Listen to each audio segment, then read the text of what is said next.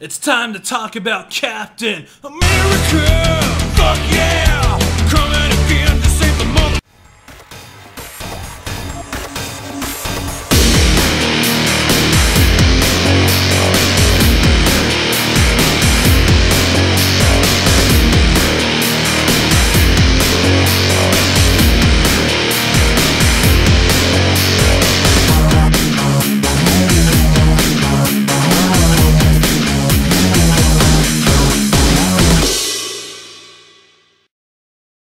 Hey everybody, Sexy Matt the Pharaoh Wizard here. The first Marvel movie of the year is here. Captain America Civil fucking War. Let's talk about it.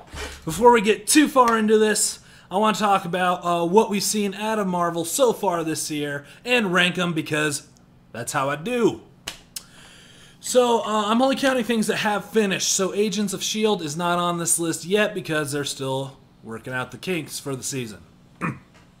So far, best thing in Marvel this year, Daredevil Season 2. Alright. And then right below that, Agent Carter Season 2. Both very solid. Daredevil's better. So where does Civil War stack on this list? Let's talk about it, shall we? Before I get into the movie, of course we have to talk about the comic! Yeah! So Civil War is one of the big crossover comics I was able to get while it was coming out, and it's one of the newer fan favorite crossover events, and people have been asking about it since Avengers first came along. Like, hey, we're all together. Civil War, baby, right? So Civil War was a 7-issue miniseries, I guess you can call it. It was a big crossover event that went from July 2006 to January 2007 and was written by big-time guy Mark Millar.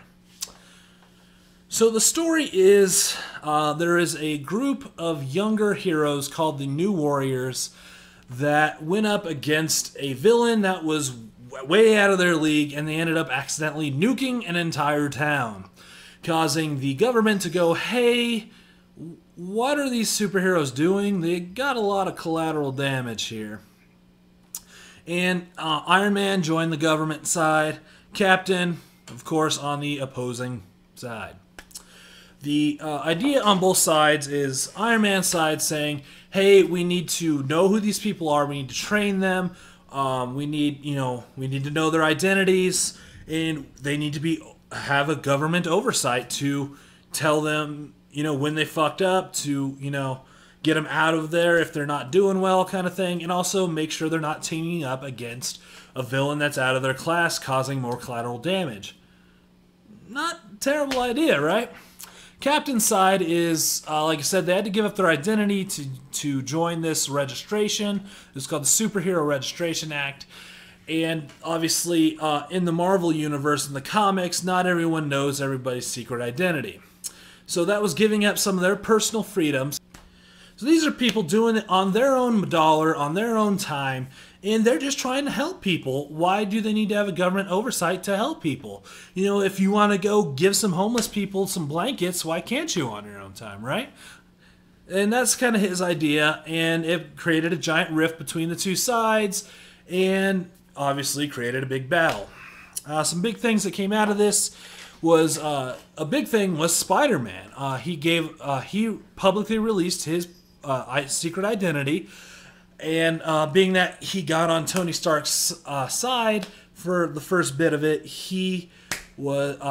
Iron Man built him a suit, and it's my favorite Spider-Man suit, known as the Iron Spider, and it looks fantastic. I love that thing.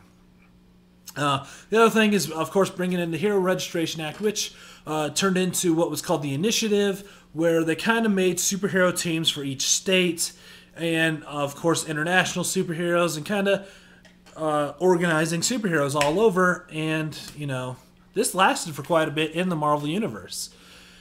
So, a lot of big things happened within this. It didn't end well for Giant Man, and there's a robotic Thor. It was comics, of course, so there's a little bit of ridiculousness. So obviously there's going to be some huge differences from what they did in the comic, from what they could do in the movie. Obviously the big one being there's a lot of characters in the comic that they either haven't introduced in the movies, or Marvel doesn't have the rights to, and they can't put them in the movies. Fantastic Four was actually split in half, and that was a big plot line. Obviously, Marvel doesn't own the movie rights to Fantastic Four right now. The X-Men were involved.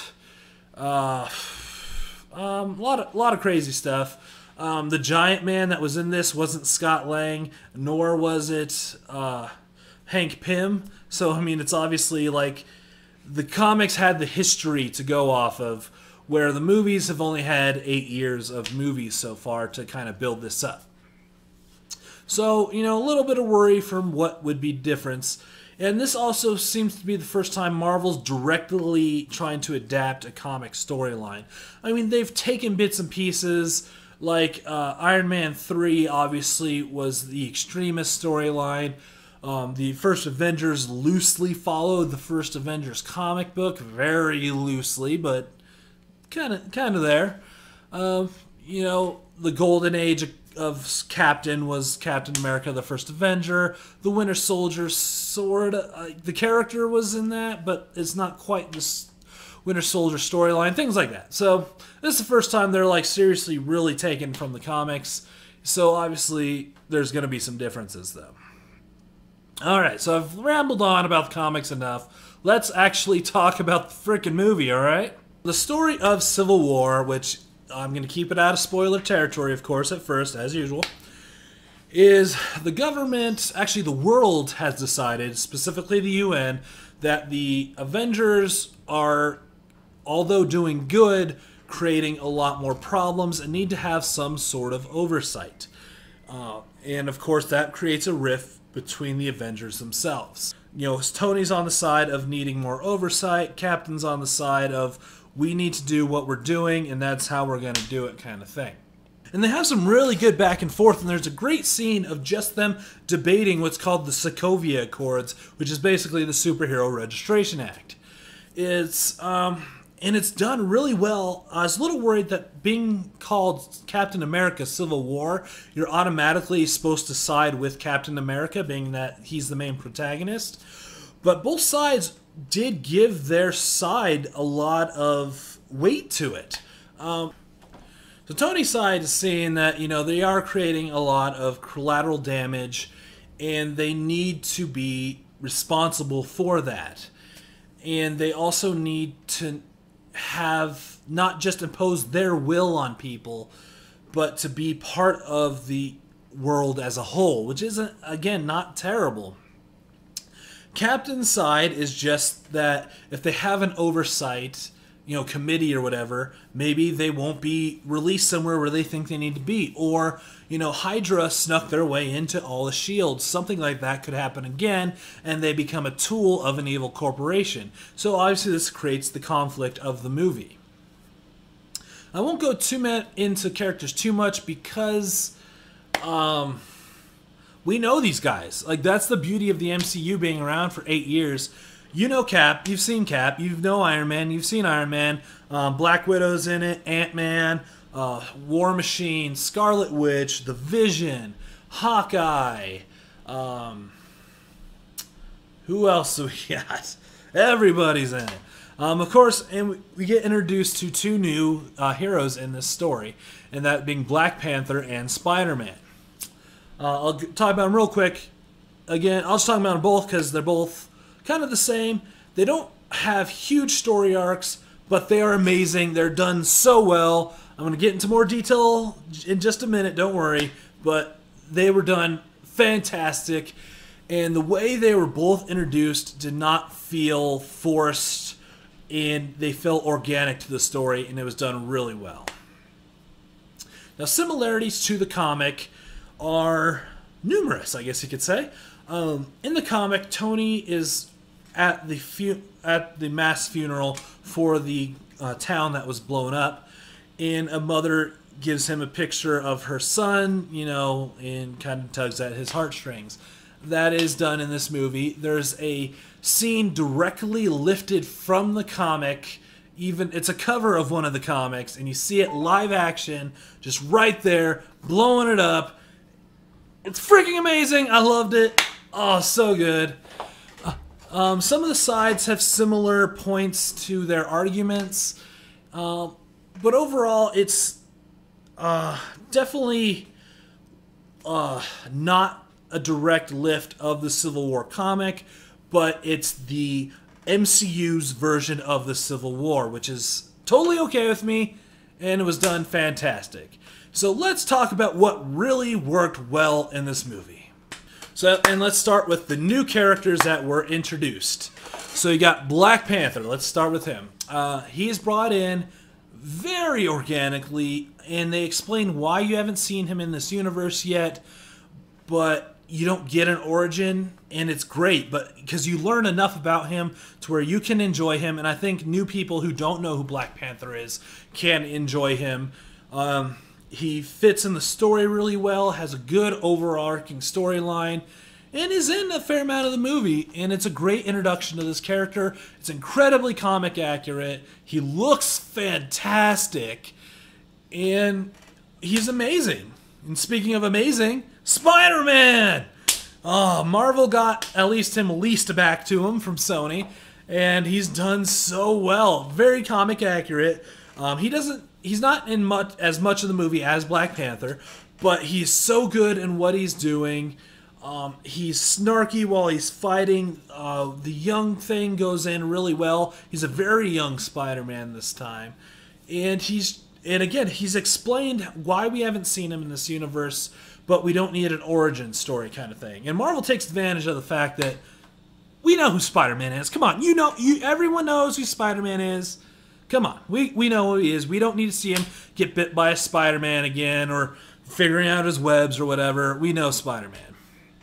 And they definitely take advantage of the fact.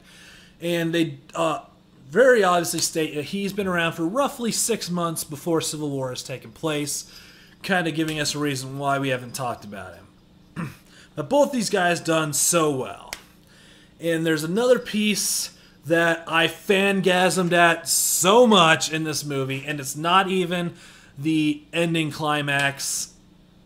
You see it in the trailers, the airport battle. Oh man, the airport battle. So, I never thought Marvel could beat the Battle of New York, the ending of the first Avengers movie. Like, seeing all your heroes together, live action, in a movie, fighting together and kicking ass, you're like, man, it doesn't get any better than this. And, I felt like they could never beat that. Like, Age of Ultron had them all fighting together again, and you're like, oh, yeah, I get it, alright. But somehow, that airport battle just beat the Battle of New York so bad. Like, every character has a huge moment. Every character has a moment where they're knocked down. There's just so much going on, so many surprises, so many big things. Oh man, it's so good. The airport battle, I was just cheering and like, fuck yeah! Like, this is an amazing scene. Oh, it is the set piece, the centerpiece of this movie. It's so good. I freaking loved it.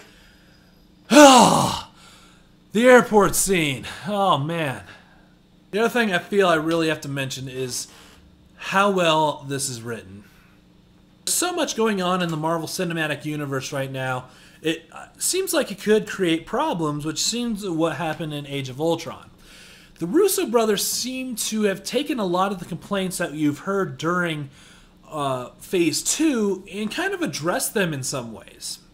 One of the big ones being, if, say like in Iron Man 3, while the president's being kidnapped, where's Captain America? Where's this guy?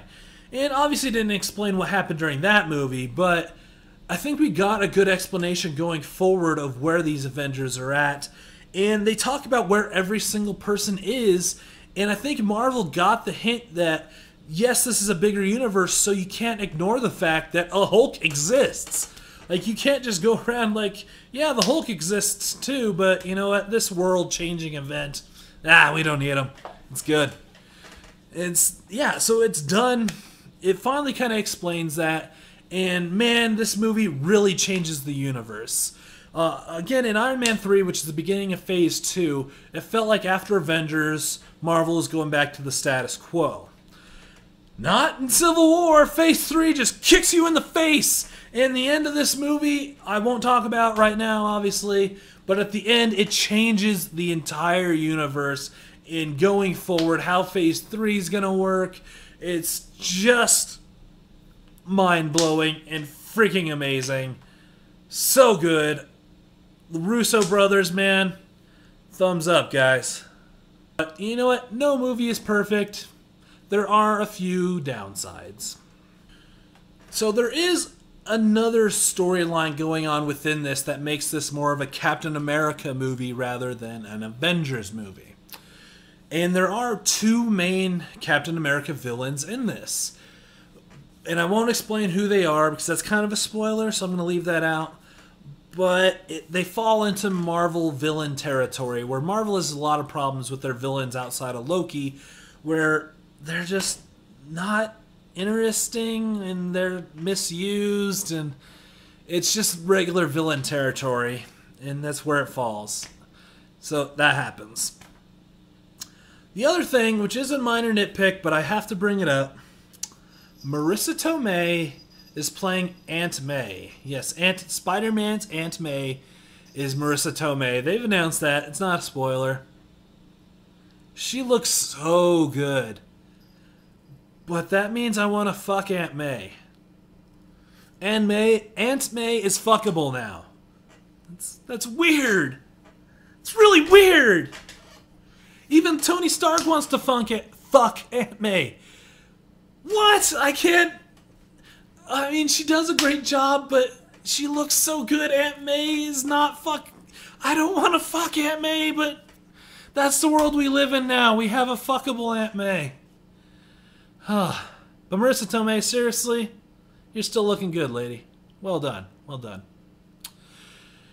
And the last minor complaint I have, and it's generally nitpicking, and it's the same one I have about a lot of Marvel movies, is they're missing things from this universe that you really feel like they should have addressed.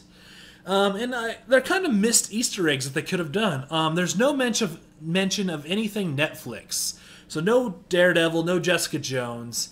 And it's really weird because they talk about how there's more powered people in the world. And you'd think that'd be a time to like at least throw in a nod or something. But unless it was very blatant, or unless it was very secret, I missed it. There's no mention of Daredevil or Jessica Jones or Luke Cage, nothing. The other thing is there's a superhero prison, and it's kind of called The Raft, which is from the comics. And it's kind of seems like it's been around for a while, so you'd think they'd put some of the, super-powered villains in there too, which would have been great. It seems like a missed opportunity to be able to walk through the cells and, see the leader or Justin Hammer or the Abomination. Just kind of little nods to all of them. It's just a real missed opportunity. Now, these are really minor complaints, and they do not break the movie at all. And honestly, I had to think kind of for a bit to think of some negatives about this movie. So instead of negatives, let's bring on the spoilers. Put up the signs and click Captain America's shield right here to skip to my wrap-up if you don't want spoilers. Because we're going spoilers now. Hold on to your butts. Like I mentioned before, there's two major Captain America villains in this that are Crossbones and Baron Zemo. Crossbones they built up in Winter Soldier, and he's dead real quick. Now, he is used to move the plot along, so he's not useless, but yeah, he's gone. That was it. And Baron Zemo, although very integral to the plot and done what the character did was great, but you could have replaced him with literally anybody else. He was just a guy named Zemo. He had nothing that screamed Baron Zemo, to me at least. He was just a guy. Could have been any guy. Could have been Harry Osborn. It could have been, Dr. Octavius. It could have been Wade Wilson. It could have been anybody. This is just a guy. And that felt, a little weak. I felt they could have done something else with him. But his plan worked. Yes. The villain's plan was not stopped at all by the heroes, and he got away with it pretty much. I mean, he did get caught, but his plan overall finished. He wanted to destroy the Avengers. That was his motive. He completed it. At the end of this movie, they did not go back together and become buddies, which is something I started worrying about halfway through the movie. Like, seeing them battle and really getting to each other, I was like, man, they're going to end this and, like, everyone's hands in the middle, go Avengers at the end. And everyone's happy. No, they didn't do that. Oh, man, this, like I said, this changes the universe. And, yeah, the Avengers are broken at the end of this. And they are not fixed. And it really makes you wonder, like, what's going to happen from now on? Like, where do these heroes go? Oh, man, I can't wait for everything else. But, yeah, the villain's plan worked, and it really shook up this universe. Whew. Alright, enough spoilers. Let's wrap this bitch up. So, as you can tell from my review, I didn't care for this movie at all. It was just a real piece of shit. Yeah, it's not good at all. I really hated it. Everything just sucked. It was the worst. Ah, no, it was the fucking best movie ever! Holy shit! Like, this is definitely up there. Definitely a real good runner for best movie of the year, right with Deadpool. I haven't really thought about it, but it's probably in the top 5 best MCU movies of all time. God damn, Russo brothers, you do so good. Like, this is everything Batman vs. Superman wanted to be but could not do. Everything about this movie worked. It was just so enjoyable. The action, the dialogue, the interactions between everybody, the new characters, just everything about this worked out so well. It's so good. Why are you still watching this video? Go see Civil War. Go! Go see Civil War! Goddamn! Alright, let's give this a rating. On a scale from Iron Man to Captain America, I'm going to give this a Spider-Man. And yes, go see Captain America. So good. So good. I'm Sexy Matt the Pharaoh Wizard. Until next time, hold on to your hold slots.